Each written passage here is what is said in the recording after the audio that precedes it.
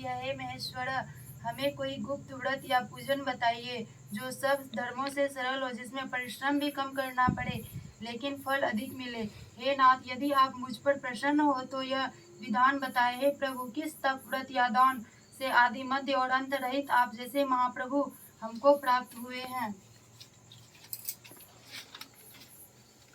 शिव जी बोले, हे देवी सुनो, मैं तुमको एक व्रत जो मेरे सर्वस्व और छिपाने योग्य है, लेकिन तुम्हारे प्रेम के वशीभूत होकर मैं तुम्हें बतलाता हूँ। शिव जी ने कहा, भारतवर्ष में ऐसे नक्षत्रों में चंद्रमा, ग्रहों में सूर्य, वर्णों में ब्राह्मण, देवताओं में विष्णु भगवान, नदियों में गंगा, पुराणों में महाभारत, वेदों में समावेद और इंद्रियों में मन श्रेष्ठ है। सब पुराणों और वेदों का सर्वस्व जिस तरह कहा गया है, मैं तुम्हें एक प्राचीन व्रत बतलाता हूँ, एकाग्र मन से सुनो। जिस व्रत के प्रभाव से तुमने मेरा आधा आसन प्राप्त किया है वह मैं तुमको बतलाऊंगा, क्योंकि तुम मेरे प्रेयसी हो। भाद्रपद मास में हस्त नक्षत्र से युक्त शुक्ल पक्ष की तृतीया तिथि को उसका अनुष्ठान मात्र करने से स्त्रियां सब पापों से मुक्त हो जाती है। हे देवी, तुमने आज से बहुत दिनों पहले हिमालय पर्वत पर इस व्रत को किया था, यह वृत्तांत मैं तुमसे कहूंगा। पार्वती जी ने पूछा, हे नाथ, मैंने क्यों यह व्रत किया था, यह सब आपके मुख से सुनना चाहती हूँ। उत्तर की ओर एक बार रमणीक और पर्वतों में श्रेष्ठ हिमवान नामक पर्वत है। उसके आसपास तरह तरह की भूमियां हैं, तरह तरह के वृक्ष उस पर लगे हुए हैं, नाना प्रकार के पक्षी और अनेक प्रकार के पशु उस पर निवास करते हैं। वहां पहुंचकर गंधर्वों के साथ बहुत से देवता, सिद्ध चारण पक्षीगण सर्वदा प्रसन्न मन से विचरते हैं। वहां पहुंचकर गंधर्व गाते हैं, अप्सराएं नाचती है। उस पर्वतराज के कितने कितने ही शिखर ऐसे हैं जिनमें स्फटिक, रत्न और वैद्य मणि आदि की खाने भरी है। यह पर्वत ऊंचा तो इतना अधिक है कि मित्र के घर की तरह समझकर आकाश का स्पर्श किए रहता है। उसके समस्त शिखर सदैव हिमबर्फ से आच्छादित रहते हैं और गंगा जल की ध्वनि सदा सुनाई देती रहती है। हे पार्वती, तुमने बालक के काल में उसी पर्वत पर तपस्या की थी। 12 वर्षों तक तुम उल्टी टंकड़ केवल धुआं पीकर रही। 64 वर्षों तक सूखे पत्ते खाकर रही। माघ मास में तुम जल में बैठी रहती और वैशाख की दोपहरिया में पंचाग्नि तापती थी। श्रावण महीने में जल बरसता तो तुम भूखी प्यासी रहकर मैदान में बैठी रहती थी। तुम्हारे पिता इस तरह के कष्ट सहन को देखकर बड़ी दुखी हुए। वे चिंता में पड़ गए कि मैं अपनी कन्या किसको दूं। उसी समय नारद जी वहां आ पहुंचे। मुनि श्रेष्ठ नारद जी उस समय तुम्हें देखने गए थे। नारद जी को देखकर गिरि ने अर्घ्य पाद्य आसन आदि देकर उनकी पूजा की। हिमवान बोले, हे स्वामिनी, आप किस लिए आए हैं? मेरा अहोभाग्य है, आपका आगमन मेरे लिए अच्छा है। नारद जी ने कहा, हे पर्वतराज सुनो, मैं भगवान विष्णु का भेजा हुआ आपके पास आया हूँ। आपको चाहिए कि यह योग्य कन्या रत्न किसी योग्य वर को दे। भगवान विष्णु के सामने योग्य वर ब्रह्मा, इंद्र और शिव इनमें से कोई नहीं है, इसलिए मैं यही कहूंगा कि आप अपनी कन्या भगवान विष्णु को ही देवे। हिमवन ने कहा, भगवान विष्णु स्वयं मेरी कन्या ले रहे हैं और आप यह संदेश लेकर आए हैं तो मैं उन्हें अपनी कन्या दूंगा। हिमवान की इतनी बात सुनकर मुनिराज नारद आकाश में विलीन हो गए। वे पीताम्बर, शंख चक्र और गदाधारी भगवान विष्णु के पास पहुंचे। वहां हाथ जोड़कर नारद जी ने भगवान विष्णु से कहा, हे देव सुनिए, मैं आपका विवाह पक्का कर दिया। उधर हिमवान ने पार्वती के पास जाकर कहा कि हे पुत्री, मैंने तुम्हें भगवान विष्णु को दे डाली। तब पिता की बात सुनकर तुम्हें बिना उत्तर दिए ही अपनी सखी के घर चली गई। वहीं जमीन पर पड़कर तुम बड़ी दुखी होती हुई विलाप करने लगी। तुमको इस प्रकार विलाप करती हुई देखकर सखी बोली, तुम इतनी दुखी क्यों हो? इसका कारण बताओ।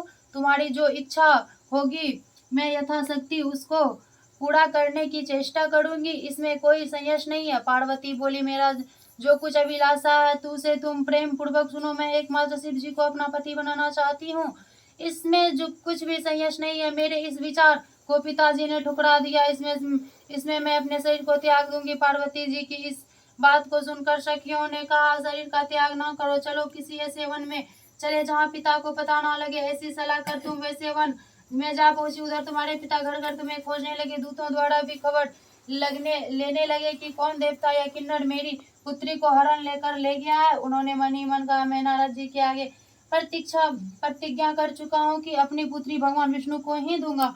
ऐसा सोचते सोचते हिमवान मूर्छित हो गए। गिरिराज ने मूर्छित देखकर सब लोग हाहाकार करते दौड़ पड़े। जब होश आया तो सब पूछने लगे कि हे गिरिराज, आप अपनी मूर्छा का कारण बताइए। हिमवान ने कहा, आप लोग मेरे दुख का कारण सुने, ना मालूम कौन मेरी कन्या को हरण कर ले गया है। ऐसा नहीं हुआ तो उसे किसी काले सांप ने काट लिया या सिंह खा गए। हाय हाय, मेरी बेटी कहाँ गई? किसी नष्ट ने मेरी पुत्री को मार डाला। ऐसा कह वे वायु के झोंकों से कांपते हुए वृक्ष के सामने कांपने लगे। इसके बाद हिमंत में वन वन खोजने लगे। वह वन भी सिंह, भालू, हिंसक जंतुओं से बड़ा भयानक हो रहा था। तुम भी अपने सखियों के साथ उस भयानक वन में चलती चलती एक ऐसी जगह जा पहुंची जहाँ एक नदी बह रही थी। उसके रमणीय तट पर एक बड़ी किसी कंदरा थी। तुमने उस कंदरा में आश्रम बना लिया और मेरी बालू कामयाबी प्रतिमा बनाकर अपने सखियों के साथ निराहार रहकर मेरी आराधना करने लगी। जब भाद्रपद शुक्ल पक्ष की हस्तयुक्त तृतीया तिथि प्राप्त हुई तब तुमने मेरा विधिवत पूजन किया और रात भर जागकर गीत वाद्यादि से मुझे प्रसन्न करने में बिताया। उस व्रत राज के प्रभाव से मेरा आसन डगमगा उठा, जिससे मैं तत्काल उस स्थान पर जा पहुंचा जहाँ तुम अपने सखियों के साथ रहती थी। वहां पहुंचकर मैंने तुमसे कहा कि मैं तुम पर प्रसन्न हूँ, बोलो क्या चाहती हो। तुमने कहा, मेरे देवता, यदि आप मेरे ऊपर प्रसन्न है तो मेरे पति बने। मेरे तथा अस्तु कहकर कैलाश पर्वत पर वापस आने पर तुमने वह प्रतिमा नदी में प्रवाहित कर दी। सखियों के साथ उस महाव्रत का पालन किया। हिमवान भी तब तक उस वन में तुम्हें खोजते खोजते आ पहुंचे। चारों दिशाओं में तुम्हारी खोज करते करते वे व्याकुल हो चुके थे, इसलिए तुम्हारे आश्रम के समीप पहुंचते ही गिर पड़े। थोड़ी देर बाद उन्होंने नदी के तट पर दो कन्याओं को सोते हुए देखा। उन्होंने देखते ही उन्हें तुम्हें छाती से लगा लिया और बिलख कर रोने लगे। फिर पूछा, पुत्री, तुम सिंह, व्याघ्र आदि जंतुओं से भरे इस वन में क्यों आ पहुंची? पार्वती जी ने उत्तर दिया, पिताजी, मैंने पहले ही अपने आप को शिव जी के हाथों सौंप दिया था। आपने मेरी बात टाल दी, इससे मैं यहाँ चली आई। हिमवन ने सांत्वना दी कि हे पुत्री, मैं तुम्हारी इच्छा के विरुद्ध कुछ ना करूंगा। मैं तुम्हें अपने साथ ले घर आए और मेरे हाथ तुम्हारे विवाह कर दिए। इसी से तुमने मेरा अर्धासन पाया है। तब से आज तक किसी के सामने मुझे यह व्रत प्रकट करने का अवसर नहीं प्राप्त हुआ। हे देवी, मैं यह बताता हूँ कि इस व्रत का हरितालिका नाम क्यों पड़ा। तुम्हें सखियां हर ले गई थी, इसी से हरितालिका नाम पड़ा। पार्वती जी ने कहा, हे प्रभु, आपने नाम तो बताया, अब इसकी विधि भी बताएं। इसका क्या पुण्य है, क्या फल है, यह व्रत कौन करे? श्री शिव जी पार्वती जी से कहते हैं, हे देवी, मैंने समस्त स्त्री जाति की भलाई के लिए यह उत्तम व्रत बतलाया। जो स्त्री अपने सौभाग्य की रक्षा करना चाहती हो वह यत्न पूर्वक इस व्रत को करे। केले के खंभे आदि से सुशोभित एक सुंदर मंडप बनावे, उसमें रंग बिरंग के रेशमी कपड़े से चंदोवा लगाकर चंदन आदि सुगंधित द्रव्यों से वह मंडप लिपवावे। फिर शंख, भेरी, मृदंग आदि बाजे बजाते हुए बहुत से लोग एकत्रित होकर तरह तरह के मंगलाचार करते हुए उस मंडप में पार्वती जी तथा शिव जी की प्रतिमा स्थापित करे। उस रोज दिन भर उपवास कर बहुत से सुगंधित फूल, सुगंध और मनोहर धूप, नाना प्रकार के नैवेद्य आदि एकत्र कर मेरी पूजा करे और रात भर जागरण करे।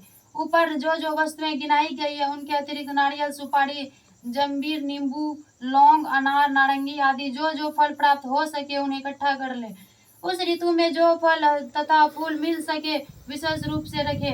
इसके बाद धूप दीप आदि से पूजन कर प्रार्थना करे, हे शिव रूपनी, हे मंगले, सब अर्थे को देने वाले, हे देवी, हे शिव रूपे आपका नमस्कार है। हे शिव रूपे आपको सदा के लिए नमस्कार है। हे ब्राह्मणी रूपी आपका नमस्कार है। हे जगदात्री आपको नमस्कार है। हे सिंह वाहनी, संसार के वैसे भयभीत मुझे दिन की रक्षा करे, इस कामना की पूर्ति के लिए मैंने आपकी पूजा की है।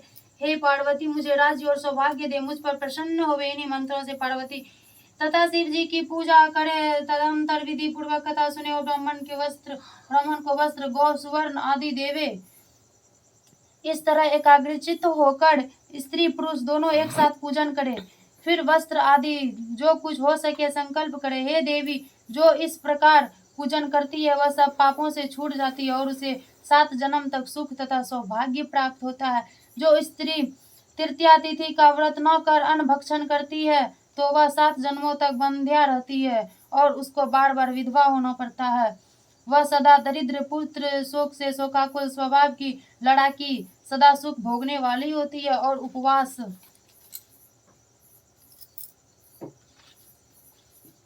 न करने वाली स्त्री अंत में घोर नरक में जाती है। मांसाहार करने से बाघिन, दही खाने से बिल्ली, मिठाई खाने से चींटी और कुछ खाने से मक्खी होती है। तीज को अन्न खाने से सुकड़ी, फल खाने से बंदरिया, पानी पीने से जोग, दूध पीने से सांपिन, उस रोज सोने से अजगड़ी और पति को धोखा देने से मुर्गी होती है। इसलिए सभी स्त्रियां व्रत अवश्य करें।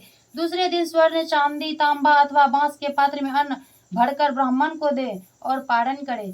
जो स्त्री इस व्रत करती है वह मेरे समान पति पाती है, और जब वह मरने लगती है तो तुम्हारे समान उसका रूप हो जाता है। उसे सब प्रकार के सांसारिक भोग और सायुज्य मुक्ति मिल जाती है। इस हरितालिका की व्रत कथा मात्र सुन लेने से प्राणी को 1000 अश्वमेध और सैकड़ों वाजपेय करने का फल प्राप्त होता है। हे देवी, मैंने यह सब व्रतों को उत्तम बतलाया, जिसके करने से प्राणी सब पापों से छूट जाती है।